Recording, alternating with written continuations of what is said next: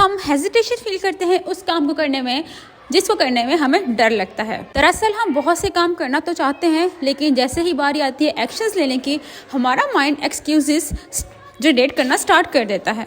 हम एक ट्रिक से अपने माइंड को अपने खिलाफ इस्तेमाल होने से बचा सकते हैं। करना ये होगा कि हमें काउंट डाउन स्टार्ट करना होगा, लाइक 5 4 3 2 1, और काउंट डाउन के फौरन बाद वो काम करना है।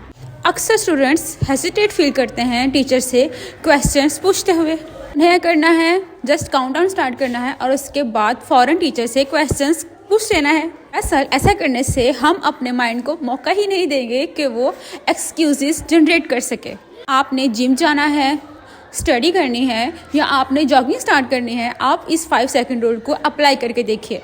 सब मैंने आपको द मेल रॉबिन्स की amazing book the 5 second rule से बताया है। अगर आपको ये वीडियो अच्छी लगी है तो फ्रेंड्स के साथ लाजमी शेयर कीजिएगा।